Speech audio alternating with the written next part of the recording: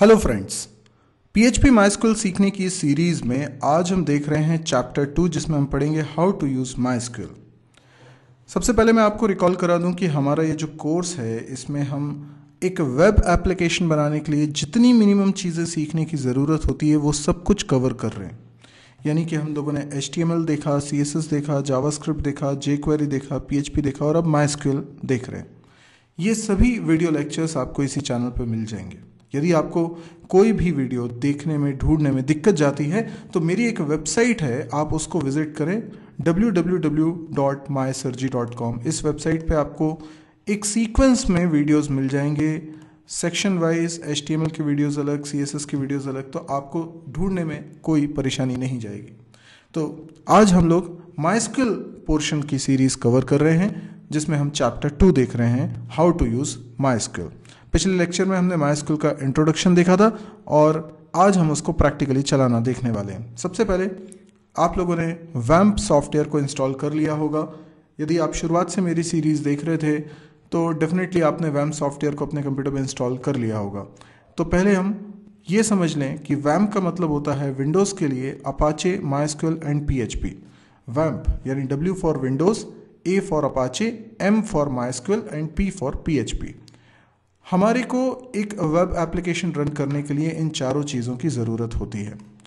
तो ऑब्वियसली जो वेबसाइट्स होती हैं वो कहाँ रखी जाती हैं? सर्वर पे। तो let's say this computer is server, ये कोई सर्वर मशीन है, राइट। ये वो मशीन है जहाँ पे आप अपनी वेबसाइट को रखेंगे और दुनिया भर से लोग अपने अपने कंप्यूटर का इस्तेमाल करके आपकी इस वेबसाइट को देखना चाहते हैं। तो ये सारे कंप्यूटर्स कहलाते हैं क्लाइंट, क्योंकि इन्हें आपकी वेबसाइट देखनी है। जब आप भी कोई वेबसाइट एक्सेस करते हैं तो आपको ये समझना होगा कि ये वेबसाइट किसी सर्वर पे रखी हुई है और आप एक क्लाइंट का रोल प्ले कर रहे हैं। इंटरनेट के माध्यम से आप लोग यानी वो क्लाइंट्स इस सर्वर से कनेक्टेड होते हैं, राइट। सर्वर मशीन पे आपकी वेबसाइट रखी हुई है, यानी वेबसाइट के सारे पेजेस रखे हुए हैं।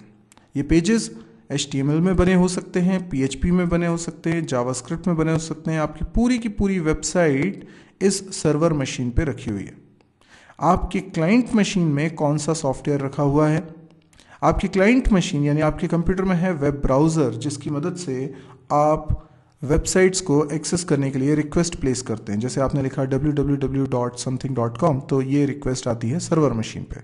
सर्वर मशीन पे एक सॉफ्टवेयर होना चाहिए, ऑब्वियसली ऑपरेटिंग सिस्टम। कोई ऑपरेटिंग सिस्टम तो होगा इस सर्वर कंप्यूटर पे भी जो इस कंप्यूटर को हैंडल कर रहा होगा, ठीक है। फिर मान लीजिए कि इस पे विंडोज़ ऑपरेटिंग सिस्टम है, तो यहाँ पर हम क्या चाहेंगे? एक और एप्लीकेशन हो which is called web server. एक बड़ा ही पॉपुलर वेब सर्वर है अपाचे। तो अपाचे फाउंडेशन कंपनी का ये एक सॉफ्टवेयर है जिसको हम बोलते हैं वेब सर्वर, जिसका काम ये होता है कि जब क्लाइंट से कोई रिक्वेस्ट आती है तो उस रिक्वेस्ट को अपाचे ही रिसीव करता है और रिक्वेस्ट जिस रिसोर्स के लिए आई होती है वो रिस्पॉन्ड के रूप में रिटर्न बैक करता है क्लाइंट को। तो ये वेब सर्वर का काम है। तो वेब सर्वर तो बहुत ही इंपॉर्टेंट हो गया। इसके अलावा आपके कंप्यूटर पे होना चाहिए एप्लीकेशन सर्वर। एप्लीकेशन सर्वर जैसे कि PHP लैंग्वेज में बने कोड को रन करने के लिए जो प्रोग्राम रिक्वायर्ड है that is called application server, PHP का एप्लीकेशन सर्वर। तो हमारे इस सर्वर मशीन पे एक तो अपाचे है जो कि एक वेब सर्वर है, दूसरा PHP लैंग्वेज के कोड को रन करने के लिए एक एप्लीकेशन सर्वर है। इसके अलावा हमारी एप्लीकेशन से रिलेटेड सारा का सारा डेटा भी स्टोर है कहीं हार्ड डिस्क में, सर्वर की हार्ड डिस्क में। और ये हार्ड डिस्क में जो डेटा स्टोर है हमारी एप्लीकेशन से रिलेटेड, वो हार्ड डिस्क के अंदर कुछ फाइल्स के रूप में मौजूद है। उन फाइल्स के कलेक्शन को ही हम डेटाबेस कहते हैं। तो डेटाबेस वो जगह है, वो फाइल्स का कलेक्शन है जिसमें एप्लीकेशन का, वेब एप्लीकेशन का पूरा डेटा रखा हुआ है। इस डेटाबेस को एक्सेस करने के लिए जो सॉफ्टवेयर रिक्वायर्ड होता है दैट इज MySQL। MySQL क्या है? MySQL एक डेटाबेस सर्वर है। तो हमारे पास है वेब सर्वर, एप्लीकेशन सर्वर और डेटाबेस सर्वर। वेब सर्वर का एग्जांपल है अपाचे, एप्लीकेशन सर्वर का एग्जांपल है PHP और डेटाबेस सर्वर का एग्जांपल है MySQL। MySQL का काम डेटाबेस को एक्सेस करना, मैनेज करना होता है। अब ये तीनों चीज़ें यानी अपाचे, MySQL और PHP विंडोज़ के लिए आता है, उसको हम बोलते हैं वैम्प। तो वैम्प एक पैकेज ऑफ सॉफ्टवेयर है। तो अब क्योंकि असल में अगर हम वेबसाइट बना के किसी सर्वर पे रखना चाहते हैं तो सर्वर हमारे पास नहीं है, तो हम उसकी होस्टिंग करवाते हैं। जो कंपनीज सर्वर को मेंटेन करती हैं उन कंपनी से हम कांटेक्ट करके अपनी वेबसाइट को उनके सर्वर पे स्टोर करा देते हैं। तो इसको बोलते हैं वेबसाइट को होस्ट कराना। पर एज अ प्रोग्रामर हमको अभी बना के प्रोग्राम बनाना है, एप्लीकेशन बनाना है, उसको चला के देखना है।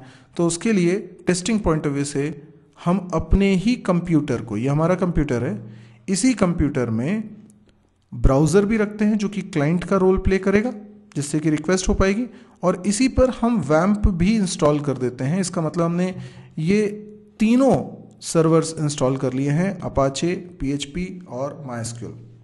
तो हमारे कंप्यूटर पे ये दोनों चीज़ें हो जाएंगी। तो हमारे कंप्यूटर पे ब्राउज़र भी है और हमारे कंप्यूटर पे वैम्प भी है। तो ये जो ब्राउज़र है ये कम्युनिकेट करेगा वैम्प से और वैम्प रिस्पॉन्ड करेगा ब्राउज़र को।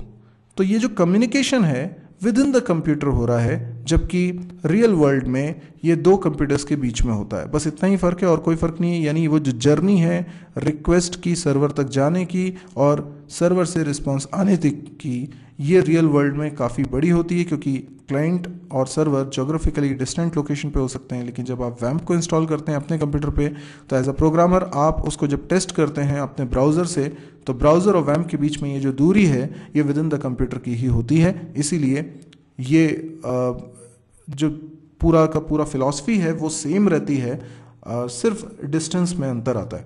तो हमारे को समझने के लिए ये वैम्प सफिशिएंट है। तो सबसे पहले तो आपने वैम्प इंस्टॉल कर लिया होगा, ये सब मैंने सिर्फ आपको रिवाइज कराया है। मेन बात जो हमको समझनी है वो ये है कि वैम्प का डायरेक्टरी स्ट्रक्चर क्या है।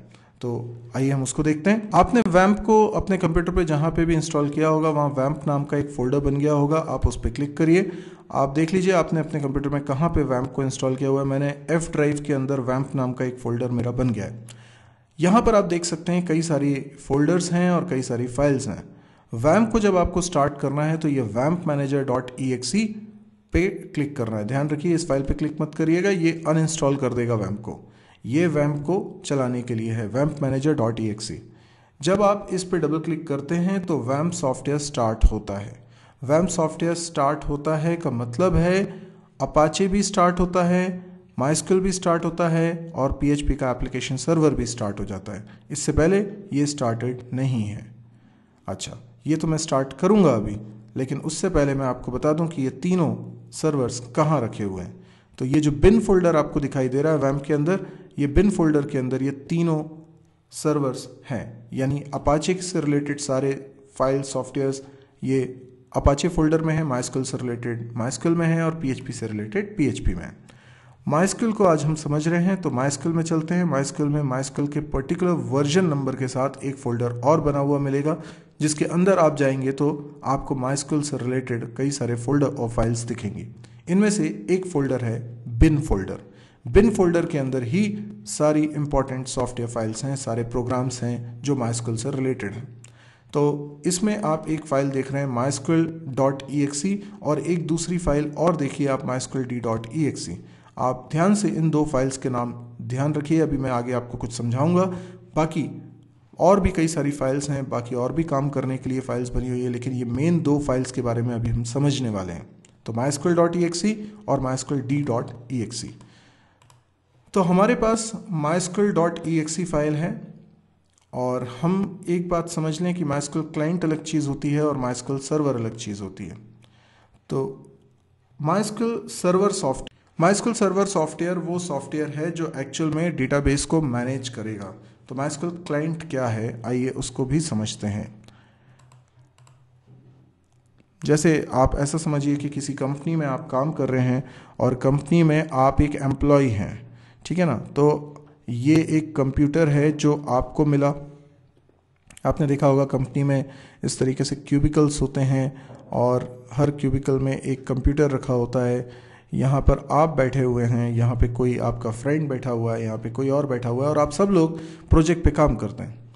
आपके ये कंप्यूटर्स कनेक्टेड हैं एक सिंगल कंप्यूटर से जो कि है सर्वर। ये कंपनी के अंदर का सर्वर है, ठीक है। तो ये सब कनेक्टेड है, तो सभी एम्प्लॉयज़ इस एक सिंगल मशीन से कनेक्टेड है। तो एक्चुअल में जो आप सॉफ्टवेयर बना रहे हैं, वेब एप्लीकेशन बना रहे हैं, आप कुछ भी कोडिंग करते हैं उसको आप अपलोड कर देते हैं और इस मशीन पे वो सेव हो जाती है। तो सारी चीज़ें यहाँ सेव हो रही हैं। इनफैक्ट जो डेटाबेस भी बन रहा है वो यहीं पर बन रहा है, ठीक है। आपकी एप्लीकेशन का डेटाबेस यहीं पर बन रहा है। ये बात की बात है कि इसको हम बाद में पूरा बन जाने के बाद वेब होस्टिंग करेंगे, पर अभी आप ऐसे सोचते हैं कि आप एक इंडिविजुअल प्रोग्रामर है, आपके कंप्यूटर में ही पूरी प्रोग्रामिंग आप कर रहे हैं। लेकिन एक कंपनी कॉर्पोरेट स्तर पे सोचें तो वहाँ पे बहुत सारे लोग मिलकर एक एप्लीकेशन को डेवलप कर रहे होंगे, तो वहाँ पे थोड़ा सा आर्किटेक्चर अलग हो जाएगा। तो यहाँ पर हम समझ सकते हैं कि ये जो एक सिंगल मशीन है जिससे सब कनेक्टेड हैं, इसी मशीन पर MySQL सॉफ्टवेयर भी इंस्टॉल्ड है। पर ये जो MySQL सॉफ्टवेयर इंस्टॉल्ड है, बेसिकली ये MySQL सर्वर इंस्टॉल्ड है। MySQL के दो वर्जन, एक MySQL क्लाइंट और एक MySQL सर्वर। तो मैं बोल रहा हूँ ये MySQL सर्वर सॉफ्टवेयर इंस्टॉल्ड है। ये वो सॉफ्टवेयर है जो डेटाबेस को एक्चुअल में करेगा मैनेज। और आप सभी की मशीन में जो सॉफ्टवेयर इंस्टॉल्ड है वो है MySQL क्लाइंट। Got it? इसमें भी, इसमें भी, इसमें भी, तीनों में या और भी जितने एम्प्लॉयज़ हैं सभी के पास MySQL क्लाइंट सॉफ्टवेयर इंस्टॉल्ड है। अब ये ज़रूरी नहीं है कि आप सब लोग एक ही एप्लीकेशन पे काम कर रहे हैं। हो सकता है कि आप और आपका फ्रेंड दोनों एप्लीकेशन 1 बना रहे हैं जबकि ये तीसरा एप्लीकेशन 2 बना रहा है, ठीक है। तो ऐसा हो सकता है आप दोनों एप्लीकेशन 1 पे काम कर रहे हैं जबकि एप्लीकेशन 2 पे काम कर रहे हैं। तो MySQL सॉफ्टवेयर को तो दोनों यूज़ कर रहे हैं, हर तरह का यूज़र यूज़ कर रहा है। लेकिन आप जिस डेटाबेस को एक्सेस करना चाहते हैं, ये दूसरा वाला यूज़र किसी दूसरे डेटाबेस को एक्सेस करना चाहता है क्योंकि वो किसी और प्रोजेक्ट पे काम कर रहा है। तो ऐसा होता है कंपनी में। MySQL सर्वर एक से ज़्यादा डेटाबेसेस को एक साथ मैनेज कर सकता है। उसे इस तरीके से तैयार किया जाता है कि वो यूज़र में डिफरेंस कर सके। तो MySQL क्लाइंट वो सॉफ्टवेयर है जिसकी मदद से रिक्वेस्ट MySQL सर्वर तक पहुंचती हैं। यानी आप डायरेक्टली MySQL सर्वर से ये नहीं कहते हो कि डेटाबेस में फला डेटा रख दो, बल्कि आप MySQL क्लाइंट सॉफ्टवेयर का इस्तेमाल करते हो। MySQL क्लाइंट सॉफ्टवेयर के थ्रू आप MySQL सर्वर से कम्युनिकेट करते हो। तो अक्सर लोगों को ये गलतफहमी होती है कि जो MySQL .exe फाइल है ये MySQL सॉफ्टवेयर है, MySQL सर्वर है। नहीं, ये MySQL सर्वर नहीं है, ये MySQL क्लाइंट सॉफ्टवेयर है।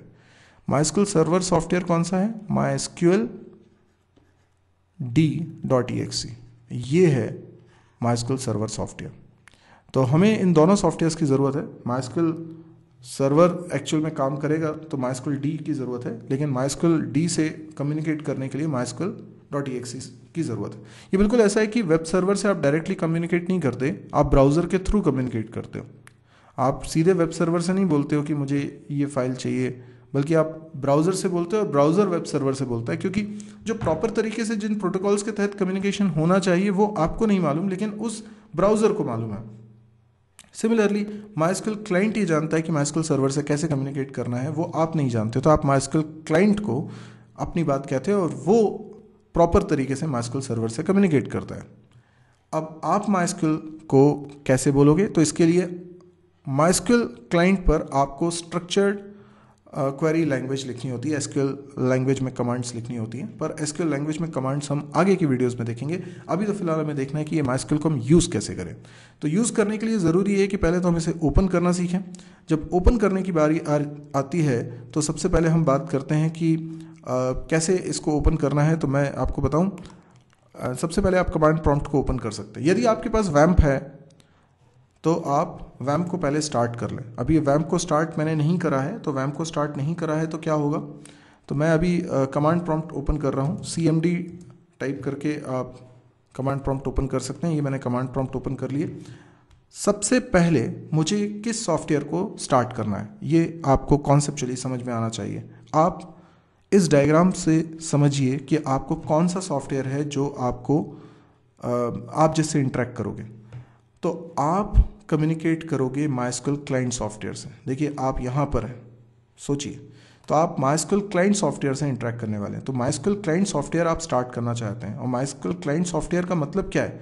MySQL क्लाइंट सॉफ्टवेयर का मतलब है mysql.exe। तो आपको इस फाइल को स्टार्ट करना है। इस फाइल को स्टार्ट करने के लिए पहले मैं वहाँ जाऊँ जहाँ पे ये फाइल रखी हुई है। अच्छा, ये फाइल कहाँ रखी है? F ड्राइव में रखी हुई है। F ड्राइव में कहाँ रखी हुई है? वैम्प फोल्डर के अंदर। वैम्प फोल्डर के अंदर कहाँ? वैम्प के अंदर एक बिन है, बिन के अंदर एक MySQL करके फोल्डर है, उसके अंदर MySQL विद वर्जन नंबर एक फोल्डर, ये अभी आपको मैंने दिखाया भी था, और इसके अंदर भी एक बिन होता है जिसके अंदर एक्चुअल में MySQL फाइल मौजूद है। ठीक है, अब mysql.exe फाइल को चलाने के लिए मुझे सिर्फ लिखना पड़ेगा फाइल का नाम MySQL। आप जानते हैं कमांड प्रॉम्प्ट के थ्रू अगर किसी प्रोग्राम को स्टार्ट करना है, कोई exe फाइल को स्टार्ट करना है, तो आप सिर्फ उस फाइल का नाम लिखें और एंटर कर दीजिए तो वो स्टार्ट हो जाएगी। लेकिन यहाँ पर ये जो MySQL सॉफ्टवेयर है, mysql.exe फाइल है, ये एक्चुअल में बनी C लैंग्वेज में है। तो C लैंग्वेज में यदि आपको याद हो कि मेन फंक्शन भी आर्ग्यूमेंट्स ले सकता है। यदि आपने नहीं पढ़ा है तो मेरी वेबसाइट पे जाइए, वहाँ पे आप command line argument C language का ज़रूर देख लीजिए। तो C लैंग्वेज में मेन फंक्शन में आर्ग्यूमेंट्स हो सकते हैं, यानी मेन फंक्शन के जो पैरेंथेसिस होते हैं वो खाली नहीं है, उसके अंदर हमने कुछ वेरिएबल्स बनाए। ऐसे में जब प्रोग्राम को स्टार्ट करते हैं कमांड प्रॉम्प्ट के थ्रू, तो कमांड प्रॉम्प्ट के सामने फाइल का नाम लिखने के बाद स्पेस देकर हम आर्ग्यूमेंट्स भी पास कर सकते हैं, जैसे कि मैं इसके बाद स्पेस दे रहा हूँ। तो जो कुछ भी मैं अब लिखने वाला हूँ ये मेन फंक्शन को मिल जाएगा। मेरी बात समझिए, MySQL C लैंग्वेज में बना एक प्रोग्राम है। तो C लैंग्वेज का कोई भी प्रोग्राम जब रन होता है तो उसका मेन फंक्शन चलता है। तो अब जो मैं टाइप करने वाला हूँ वो एज एन आर्ग्यूमेंट किसको मिल जाएगा? मेन फंक्शन को। मेन फंक्शन को कॉल कौन करता है? Operating system. मैं यहाँ कमांड प्रॉम्प्ट ओपन करके बैठा हुआ हूँ, यानी मैं किससे बात कर रहा हूँ? मैं ऑपरेटिंग सिस्टम से बात कर रहा हूँ। मैं ऑपरेटिंग सिस्टम से कह रहा हूँ कि MySQL नाम के इस प्रोग्राम को स्टार्ट कर दो, और मैं जो आर्ग्यूमेंट्स बोल रहा हूँ वो आर्ग्यूमेंट्स मेन फंक्शन को सप्लाई कर दो। तो आर्ग्यूमेंट्स देखिए क्या है, -u जो कि यूज़र नेम के लिए होता है, फिर स्पेस दीजिए, यूज़र का नाम लिखिए रूट, फिर स्पेस दीजिए, फिर आप लिखिए -p। तो बेसिकली आप कर क्या रहे हैं? आपने 3 आर्ग्यूमेंट्स पास करे हैं। पहला आर्ग्यूमेंट है -u, दूसरा आर्ग्यूमेंट है रूट, तीसरा आर्ग्यूमेंट है -p। इससे क्या होगा? जैसे ही मैं एंटर करूंगा mysql.exe फाइल स्टार्ट हो जाएगी, और देखिए मैंने एंटर किया तो MySQL सॉफ्टवेयर स्टार्ट हो गया है। अब आप समझ सकते हैं C लैंग्वेज की प्रोग्रामिंग आपको आती है तो मेन फंक्शन चलना स्टार्ट हो गया होगा, और मेन फंक्शन के अंदर कोई printf लिखा होगा जिसमें लिखा होगा एंटर पासवर्ड, जिसके कारण मुझे स्क्रीन पे दिख रहा है एंटर पासवर्ड। अब मुझे पासवर्ड एंटर करना है। मैंने यहाँ पर जब लिखा mysql-u रूट, तो रूट क्या है? रूट एक डिफ़ॉल्ट यूज़र है, यानी जब आप MySQL क्लाइंट के थ्रू MySQL सर्वर को कमांड्स भेजना चाहते हैं कि मुझे डेटाबेस में ये काम करना है, तो MySQL सर्वर पहले ये चाहता है कि वो आपको ऑथेंटिकेट करे कि क्या आप वो यूज़र हैं जिनको ये अधिकार है कि वो इस डेटाबेस पे काम कर सके। इसके लिए MySQL सर्वर के पास एक पहले से डेटाबेस बना होता है। यस, हमारी एप्लीकेशन का डेटाबेस नहीं, एक डिफरेंट डेटाबेस जो कि पहले से बना होता है, जो किसके पास रखा है? MySQL सर्वर पे रखा हुआ है। यानी इसी कंप्यूटर पे एक और डेटाबेस है जिसका नाम भी MySQL ही है, बाय चांस उस डेटाबेस का नाम भी MySQL है। इस डेटाबेस में बहुत सारी टेबल्स हैं, जिसमें से एक टेबल है यूज़र्स नाम की, यूज़र। तो यूज़र नाम की जो टेबल है MySQL डेटाबेस के अंदर, ये हमने नहीं बनाई, ये MySQL सॉफ्टवेयर आपने इंस्टॉल किया ना, वैम्प इंस्टॉल किया, तभी से आपके सिस्टम पे है। अब इसके अंदर यूज़र टेबल में यूज़र्स की इंफॉर्मेशन रखी होती है, वो यूज़र्स जो लॉगिन करके MySQL सर्वर को कमांड्स दे सकते हैं। तो MySQL सर्वर से अगर काम कराना है तो आपको पहले लॉगिन करना पड़ेगा, जिसका मतलब है आपको MySQL सर्वर को बताना पड़ेगा कि यूज़र नेम क्या है और पासवर्ड क्या है। जब आप ये बताते हो MySQL सर्वर को, तो MySQL सर्वर MySQL डेटाबेस में यूज़र्स टेबल के अंदर चेक करता है कि क्या इस नाम का यूज़र एग्जिस्ट, और जो पासवर्ड एंटर किया है क्या वो सही एंटर किया है। तो यहाँ पर वो इन्फॉर्मेशन रखता है। अभी आपने कोई नया यूज़र क्रिएट नहीं करा है तो बाय डिफ़ॉल्ट एक यूज़र बना रहता है जिसका नाम है रूट। तो रूट एक डिफ़ॉल्ट यूज़र होता है, यानी बाय डिफ़ॉल्ट यहाँ पर एक यूज़र बना हुआ है जिसका नाम रूट है और जिसका पासवर्ड कुछ भी सेट नहीं है, कोई पासवर्ड अभी उसका सेट नहीं है। आगे जाके हम कमांड्स पढ़ेंगे कि हम खुद यूज़र्स बना सकते हैं, हम खुद यूज़र्स के पासवर्ड भी सेट कर सकते हैं, हम रूट का भी पासवर्ड सेट कर सकते हैं। पर रूट डिफ़ॉल्ट यूज़र है तो रूट को बहुत सारे अधिकार मिले हुए हैं, यानी रूट हर तरह का काम कर सकता है। आप समझ लीजिए कि वो एडमिनिस्ट्रेटर है, वो सबसे ज़्यादा राइट्स उसी के पास है। तो रूट यूज़र अभी है, वो पहले से बना हुआ है, तो हम रूट यूज़र के थ्रू लॉगिन कर रहे हैं। तो मैंने अपना यूज़र नेम बता दिया रूट, और अब वो पासवर्ड पूछ रहा है तो पासवर्ड के नाम पर मैंने कुछ भी एंटर नहीं किया, सीधा एंटर की प्रेस कर देता हूँ। लेकिन अभी क्योंकि मैंने वैम्प सर्वर को ऑन नहीं करा है, इसका मतलब माइस्क्यूएल सर्वर अभी अप नहीं है। इसका मतलब माइस्क्यूएल क्लाइंट तो मैंने चालू करा, उसने रिक्वेस्ट भी भेजी, पर रिक्वेस्ट को रिसीव करने के लिए माइस्क्यूएल सर्वर सॉफ्टवेयर अभी स्टार्ट ही नहीं करा है, वो स्टार्ट करना पड़ेगा। स्टार्ट कैसे होगा? तो स्टार्ट करने के लिए मुझे वैम्प में जाना पड़ेगा। ठीक है, वैम्प में क्यों जाना पड़ेगा? क्योंकि वैम्प में मैंने अभी आपको बताया था vampmanager.exe नाम की एक फाइल है, जिसको स्टार्ट करूंगा तभी ये तीनों सर्वर स्टार्ट होंगे। तो मैंने इस पर डबल क्लिक करा, ये देखिए यस पे क्लिक करता हूँ और अब ये वैम्प सॉफ्टवेयर होने लगा है स्टार्ट। तो ये जैसे ही स्टार्ट हो जाएगा तो आप चाहें तो नीचे टास्क बार में देख सकते हैं एक आइकॉन बना आ जाएगा W, वो जैसे ही ग्रीन कलर का हो जाएगा इसका मतलब वो स्टार्ट हो गया है, जैसे कि मेरे सिस्टम पे हो चुका है। अब मैं आपको फिर से वो कमांड टाइप करके बताता हूँ। अभी मैंने टाइप किया था, तब तक मैंने वैम्प सर्वर को ऑन नहीं किया था, यानी माइस्क्यूएल सर्वर अभी अप नहीं था। लेकिन अब मैं दोबारा इसको टाइप कर रहा हूँ, फिर से वो बोल रहा है एंटर पासवर्ड, और मैंने फिर एंटर की हिट करी। इस बार देखिए लॉग इन कर गए तो वो मैसेज देता है welcome to the MySQL monitor और ब्ला ब्ला ब्ला, और लास्ट में माइस्क्यूएल प्रॉम्प्ट आ गया। देखिए कमांड प्रॉम्प्ट यहाँ चेंज हो चुका है। यहाँ पहले हमारे जिस डायरेक्टरी में हम थे उसका प्रॉम्प्ट आता था, अभी यहाँ पर जो प्रॉम्प्ट आ रहा है वो माइस्क्यूएल लिखा हुआ आ रहा है। इसका मतलब हम माइस्क्यूएल में लॉगिन कर चुके हैं। तो माइस्क्यूएल में लॉगिन करने का एक तरीका तो ये है। दूसरा तरीका क्या है? एक और तरीका है, पर आपने एक चीज़ समझ ली, root is the default user in MySQL database. दूसरा तरीका भी है। दूसरा तरीका ये है कि जब आप राइट साइड के आइकॉन पे जाएंगे माइस्क्यूएल के, उस पर अपन क्लिक करेंगे, मैं आपको दिखाता हूँ। आप देख सकते हैं यहाँ पर ये जो टास्क बार है उसमें एक नीचे आइकॉन दिखाई दे रहा है, ये W का, ये बेसिकली इंडिकेट कर रहा है वैम्प सर्वर को। ये ग्रीन होना चाहिए तभी वैम्प सर्वर प्रॉपरली वर्क कर रहा है। इसमें आप देखिए माइस्क्यूएल पे जाएंगे, माइस्क्यूएल से आप माइस्क्यूएल कंसोल पे जा सकते हैं। इस पे जब आप क्लिक करेंगे तो भी इस तरह की स्क्रीन ओपन होगी और ये एंटर पासवर्ड मांग रहा है। पर इस तरीके से ओपन सिर्फ रूट यूज़र कर सकता है, यानी यहाँ पे यूज़र नेम नहीं पूछ रहा है, बाय डिफ़ॉल्ट ये रूट यूज़र ही इस तरीके से लॉगिन कर सकता है। बाकी कोई यूज़र्स में क्रिएट करूँगा तो वो इस तरीके से लॉगिन नहीं कर सकता, उसका तरीका वही होगा जो मैंने अभी थोड़ी देर पहले आपको बताया। तो अभी यहाँ पर मैं एंटर की हिट करता हूँ तो यहाँ से भी लॉगिन कर गया, तो मैं दो स्क्रीन से लॉगिन कर गया हूँ, है ना। दो तरीके से मैंने लॉगिन करना सीख लिया। ओके, तो इसका मतलब आपको समझ में आ गया होगा कि किस तरीके से हम लॉगिन कर सकते हैं, किस तरीके से माइस्क्यूएल सॉफ्टवेयर को ओपन कर सकते हैं। अब आप क्या कर सकते हैं इसके बाद? आप इसके बाद कमांड्स लिख सकते हैं। अब क्या कमांड्स लिख सकते हैं वो सारी बातें हम अपने नेक्स्ट लेक्चर में सीखेंगे, पर अभी हमको ये समझ में आ गया कि हम लोग माइस्क्यूएल सॉफ्टवेयर को स्टार्ट कैसे करेंगे। तो इसमें कोई भी दिक्कत जाती है, कोई भी डाउट आता है तो आप मेरे से कम्युनिकेट कर सकते हैं। आपको अगर ये वीडियो पसंद आए तो इसे लाइक करिए। यदि आपको लगता है कि इस तरह के और वीडियोस देखने में आप इंटरेस्टेड हैं तो आप इस चैनल को ज़रूर सब्सक्राइब करिए। नीचे एक वेबसाइट का लिंक दिया हुआ है, आप ध्यान से देखिए उसको, www.mysurgy.com। इस वेबसाइट को ज़रूर से विजिट करिए। इस वेबसाइट पे C++, जावा, PHP, MySQL, data structure, DBMS, इन सब के वीडियो कोर्सेज मौजूद हैं और ये सब कुछ फ्री ऑफ कॉस्ट है। आप सारे के सारे वीडियोस देखिए, एक सीक्वेंस में वहाँ पे वो वीडियोस हैं, तो आप एक सीक्वेंस में वो वीडियोस देखते जाइए और पूरा कोर्स कर लीजिए। इसके अलावा वहाँ पे प्रोग्रामिंग एक्सरसाइज से रिलेटेड वीडियोस भी काफ़ी सारे हैं, प्लस कैंपस प्रिपरेशन से रिलेटेड वीडियोस हैं।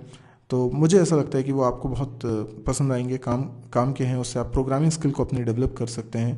तो आप अगर बिगनर भी हैं, पहली बार इन चीज़ों को पढ़ रहे हैं, तो भी आपके लिए सब कुछ बहुत आसान होगा इस वेबसाइट के थ्रू। तो इस वेबसाइट में एक तो सब कुछ हिंदी में है, सारे वीडियोस हिंदी में, जैसे मैं अभी बात कर रहा हूँ वैसे ही कम्युनिकेट किए गए। दूसरा, ये सारे के सारे वीडियोस फ्री ऑफ कॉस्ट हैं। तो अच्छा, इसके अलावा डेली इसमें वीडियो भी अपलोड होता है, तो इसमें वीडियोस की संख्या लगातार बढ़ती जा रही है। तो आप जब इस साइट को देखते हैं तो आपको बहुत कुछ सीखने को मिलता है, और आप जब भी इस वेबसाइट को ओपन करेंगे हमेशा कुछ ना कुछ नया कंटेंट आपको दिखाई देगा। अब अगर आपको लगे कि ये आपका काम का है, तो मेरी मानिए बहुत सारे लोग हैं जिनके लिए ये बहुत काम का हो सकता है।